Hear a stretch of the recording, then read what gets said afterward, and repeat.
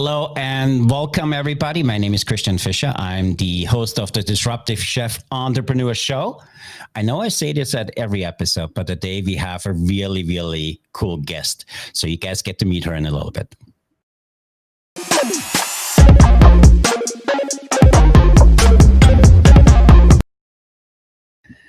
Hello again. I'm your host, Christian Fischer. I'm joined today by first of all, she's amazing in what she does. She is not just a mover and shaker in the industry.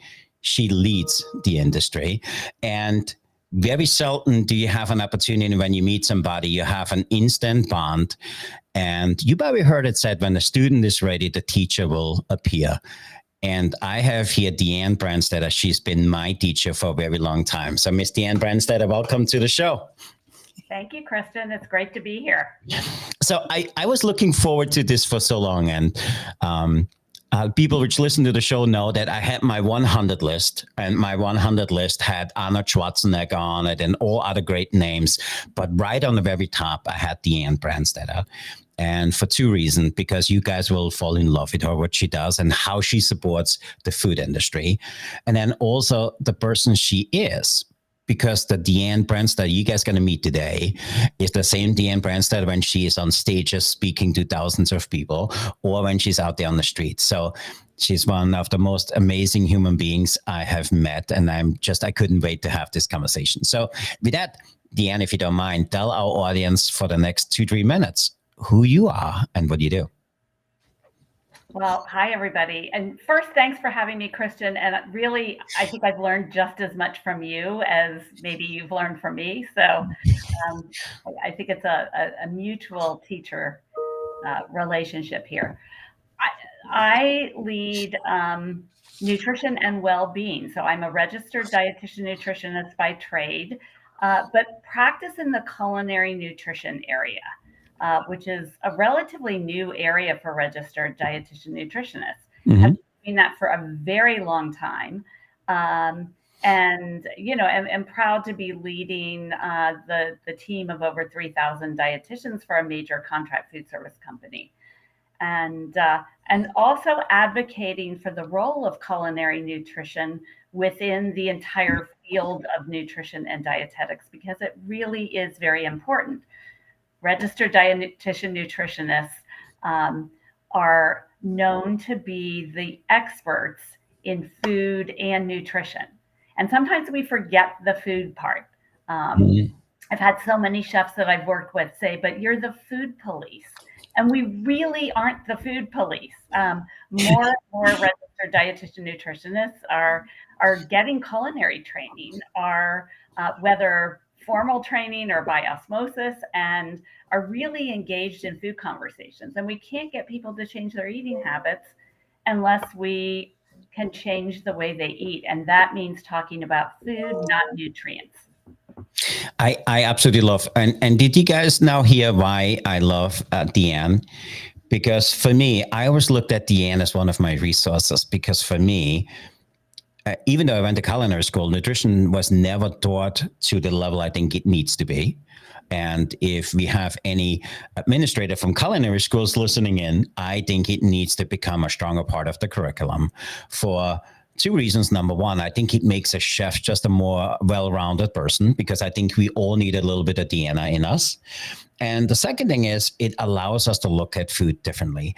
And you and I worked on this little program. I don't know if you remember, it was called Under 5. It was where we created meals under 500 calories. And as we worked on this project, what was an eye-opener for me, I came from, you know, if it doesn't taste good, just add butter to it, okay? Because that's what we taught in school. And you know what? Walk that really very fine line between over-seasoned and salty, because that's what the real skill of the chef is. But what the eye-opener for me was, everyday ingredients I used all the time, and in my mind, thought were healthy. When we ran it through our nutrition program, they were not that great.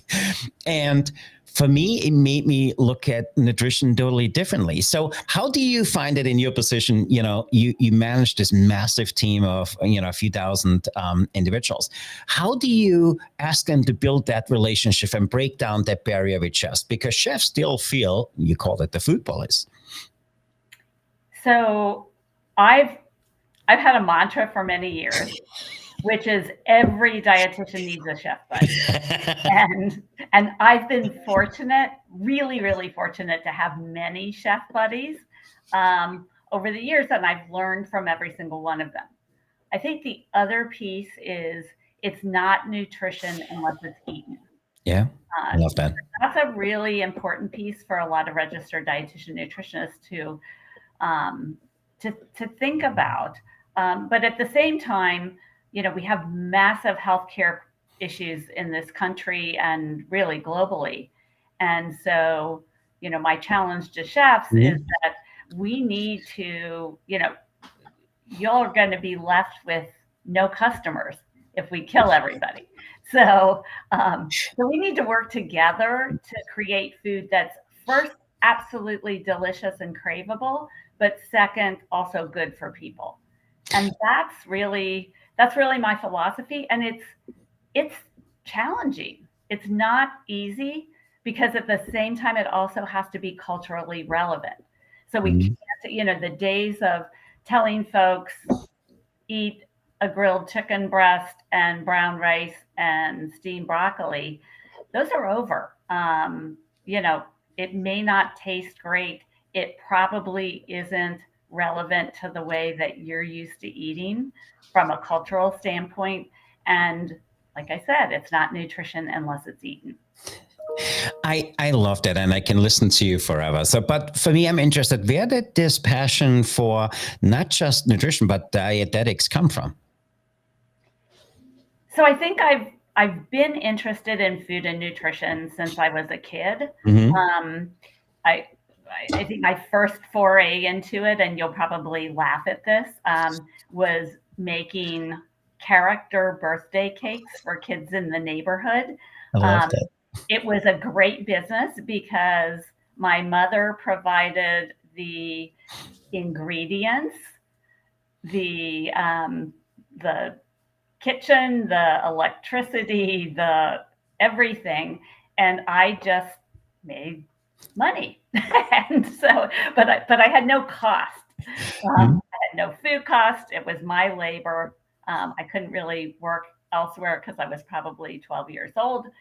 Um, so that was really like my first foray. But then I've worked in a number of of different jobs, and being interested in nutrition at that time, you typically went down one of two paths. You went down the path of clinical nutrition, you worked in a hospital, you worked with patients and with physicians, or you went down the food service path. Hmm. And I was really on the fence which direction I wanted to go. And then, when I was a senior in college, I was working as a student manager in the dining hall, and we had an epic snowstorm. The snowstorm of all snowstorms in Ohio that shut down the campus for the first time in history. And it's a college in a rural area. None of the food service workers could get in. The chefs couldn't get in. The manager couldn't get in. No one could get in because it was country roads. They weren't plowed. Finally, one of the chefs came and opened up the dining hall. I trudged through about 5 feet of snow. And, all of the students who lived on campus, which were probably 99% of them, all they couldn't go to class, so all they wanted to do is come and eat. And we Hmm. had to get deliveries in. So for 3 days, we emptied the freezer, emptied the walk-in, emptied the pantry, and cooked. And had to throw together recipes on the fly, and we cooked and served and cooked and served and cooked and served. And I got done with that and that experience, and said to myself, gosh, if I want a career where every day is different Hmm. and no one day, no 2 days are ever going to be the same, this is the direction I need to go in. So that was the beginning of my career working in food, or the food service area of food and nutrition.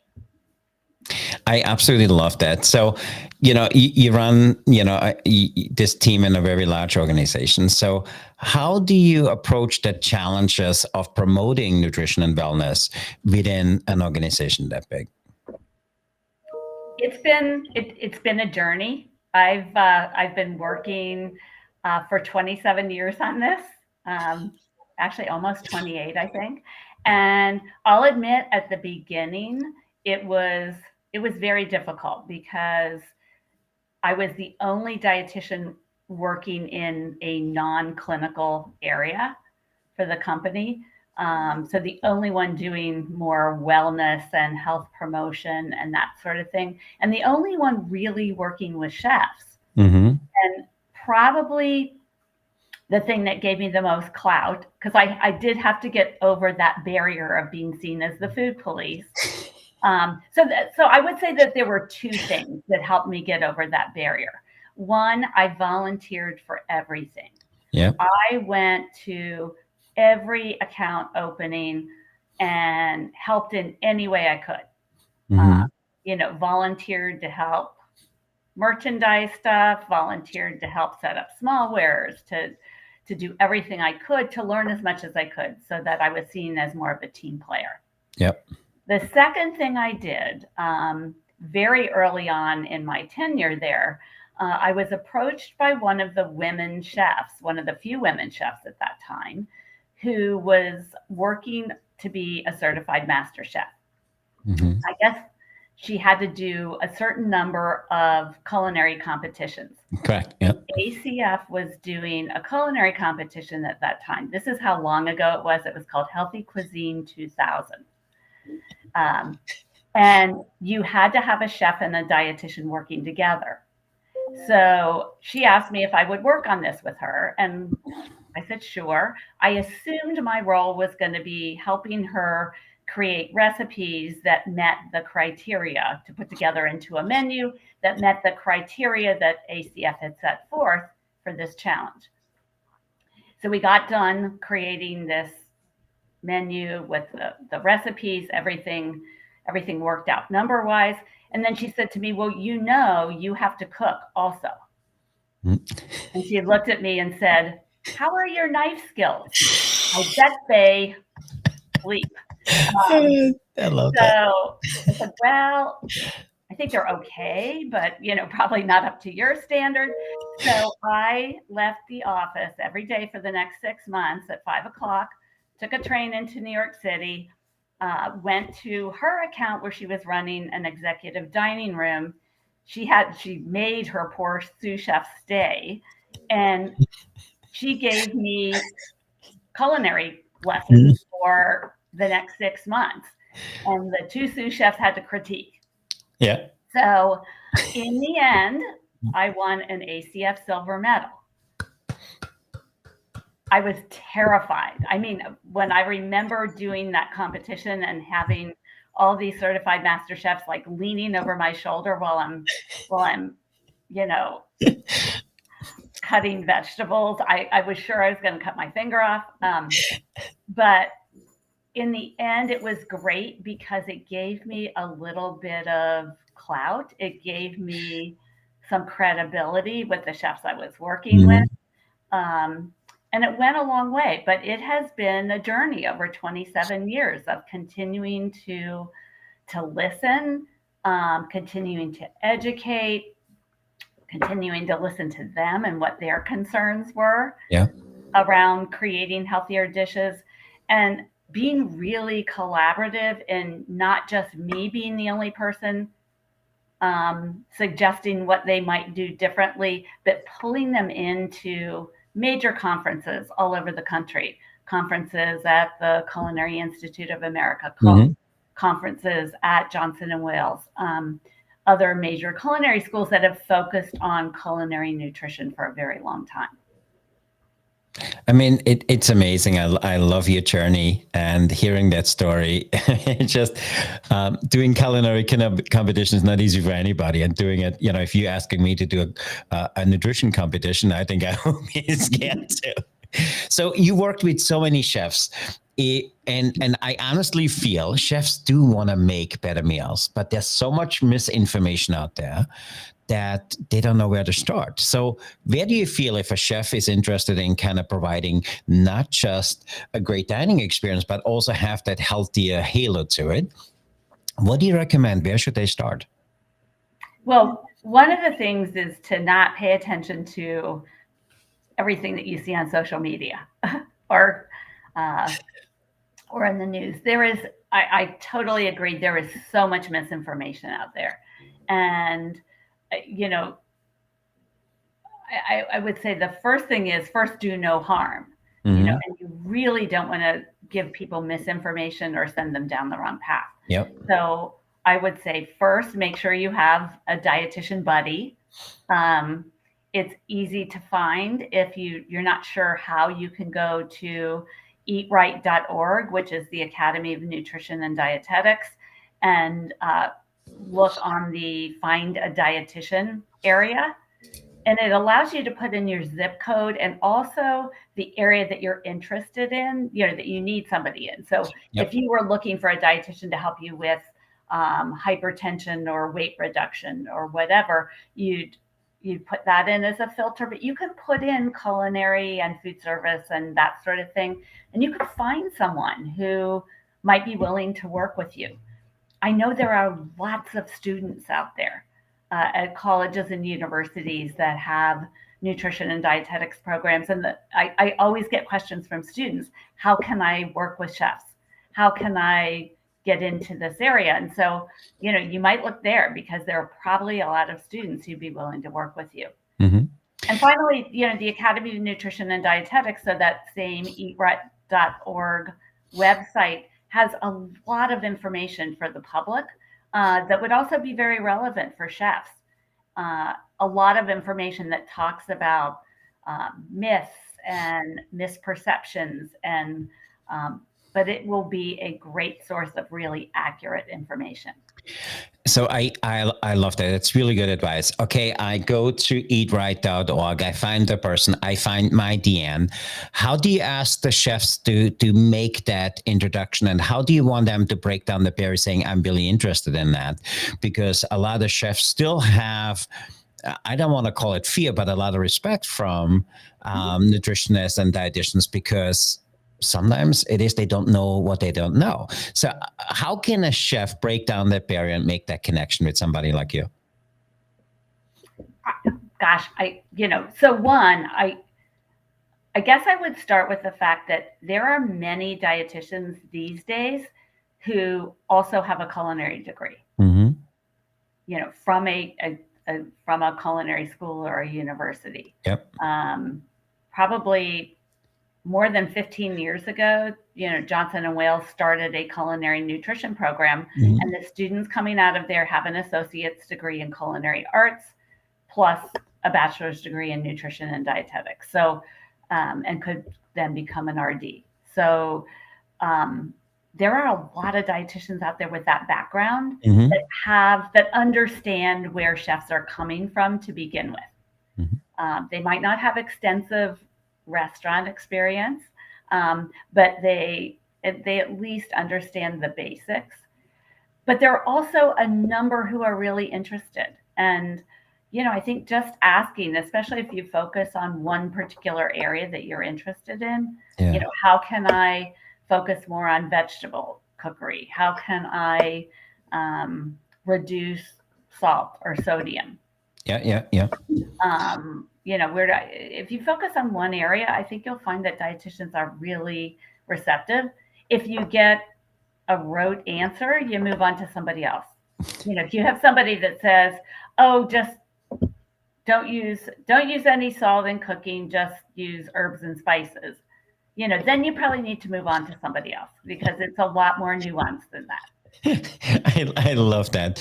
And for me, and any chef listening interested in that, I love what you just said. Reach out to somebody, make that connection. And, if it doesn't work, move on, find yourself somebody else. Because for me, I think the biggest eye opener, besides the program we did together, is I think a little knowledge is dangerous. And for me, I loved what we did so much. I went back to school to get a degree in nutrition.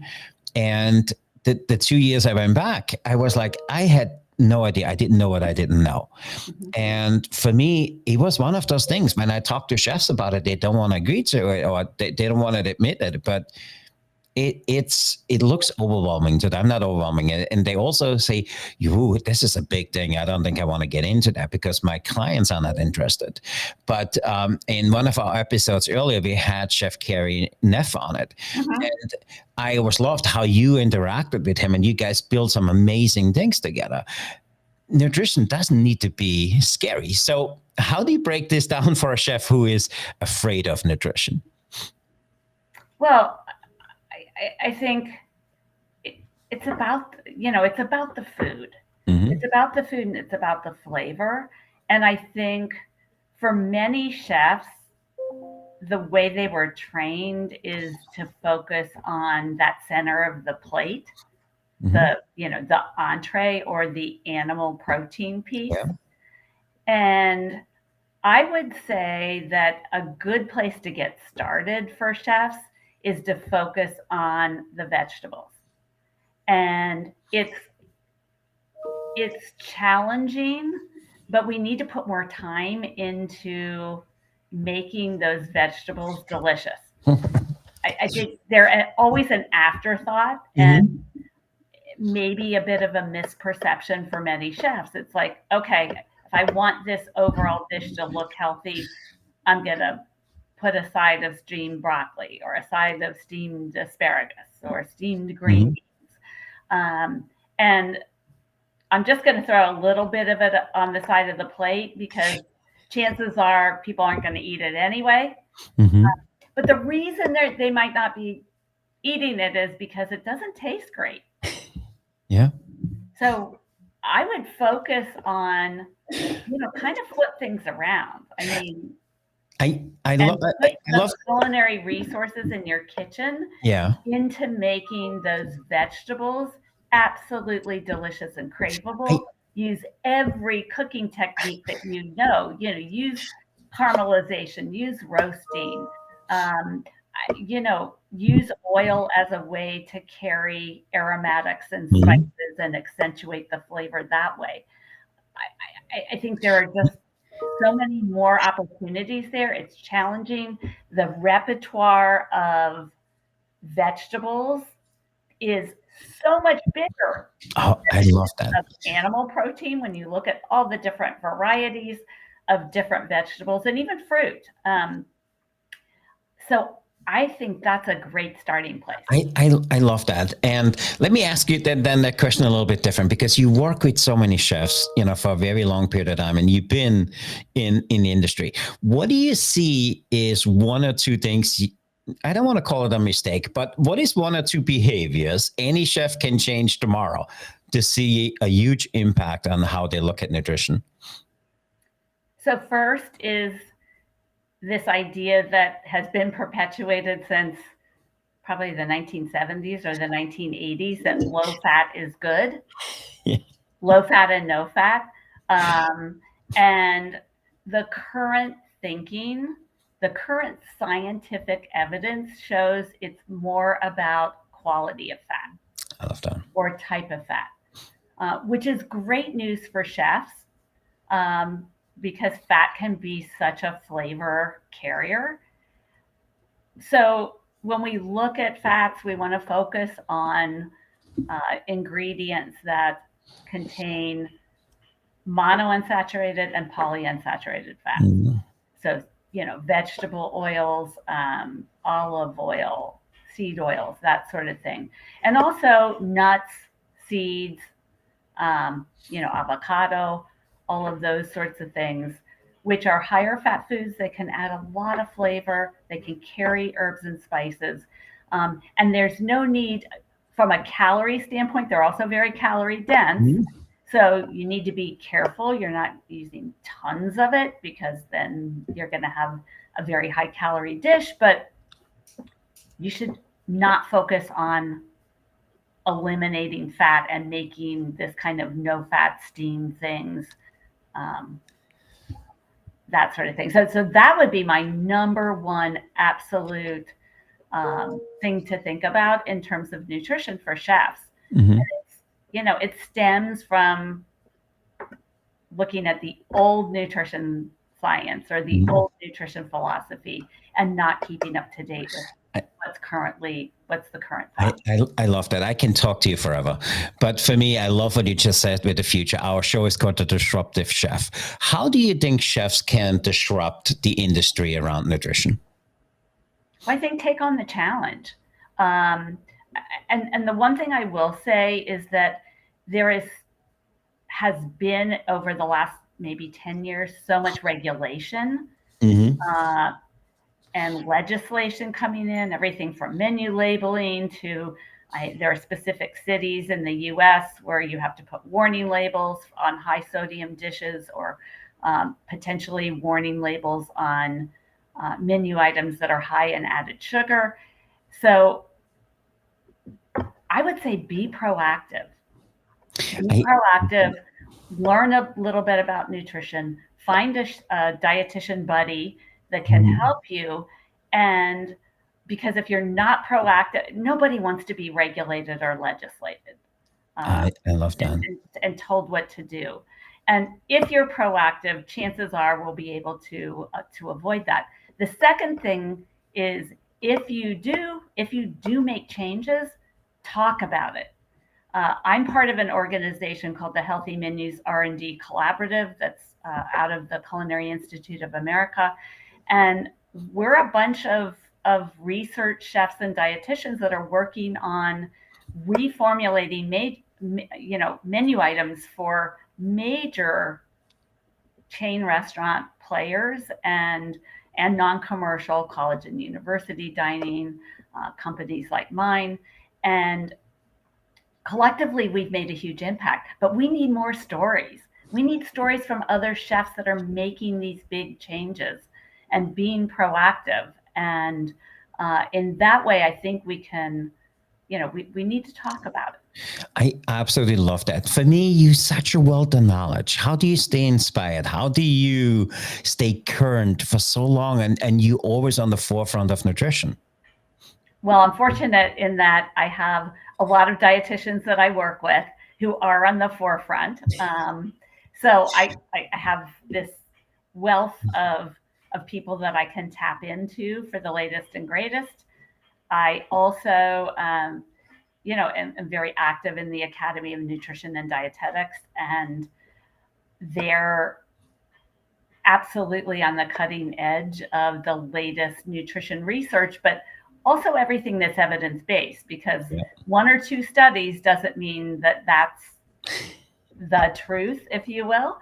Um, and nutrition science evolves. Mhm. One of the challenges with it is that it evolves over time. Science isn't black and white. It's a body of knowledge that continues to grow and expand. And as we have more research, the thinking might change. And Yeah. that's exactly what happened with the whole low fat, no fat philosophy, if you will. That was the best science that we had best Yeah. back in the 70s and 80s. But over time, as science evolved, we learned a lot more and we've shifted our thinking. So it's not that we were wrong then, it's just that the science has evolved. So that's I I absolutely love that. And I want to be respectful of your time because for me, by the way, I have a bunch of notes here already. For any chefs listen there was three things I heard you need to set. Number one, we need a day on the challenge to make that impact, to be disruptive. Number two, we need to go to eatright.org and find ourselves our Deanne. And when we have the Deanne, we tackle it with amazing high quality fats. So if you guys like these conversations, please share it with the friends. So Deanna, how can people learn more about all the amazing things you are up to? And are we allowed to peek a little bit behind the curtain because you're working on something totally amazing? yeah. I mean, you're welcome to connect with me on LinkedIn or, um, yeah, please connect with me on LinkedIn. If somebody has a particular question or wants to know how to connect with a dietitian in their area, I'm happy to help you. That was amazing. Miss Deanne, thanks for the gift of your time. Thanks for sharing your wisdom. I actually have already a few people texting me here. We need to have a 2.0 of Deanna. So we will have a 2.0 if you allow us to. Um, Absolutely. you you have, by the way, first off, I really thank you for doing this. You have that innate ability to make it sound so simple, and you have that ability to connect with people. For me, I'm super grateful that you give us the gift of your time and you share so freely. And then also, thank you for your friendship for so many years. You've been really peaking in this industry, and you're an amazing human being. So thanks for being here today. Well, it's been great working with you and great to be on your show today, Christian. Great. Thank you. So if you haven't done so, please like this episode. Please tag Deanne Brandstetter when you share it with your friends. If you want to know more, please re-listen. And you guys need to follow her on LinkedIn. She puts some amazing content out there. And if you see her name on the speaker list, make sure you sign up and you go to those events. So with that, I want to say until next time, remember to disrupt the kitchen, fire up your career, stay hungry for change. I'm Christian, your host of the Disruptive Chef Entrepreneur Show. I'm signing off. So be the change, be the challenge, and be the chef who sets the world on fire. And go out there, find yourself your Deanne. Thanks a lot, Deanne. Thanks for being here today. Thank you.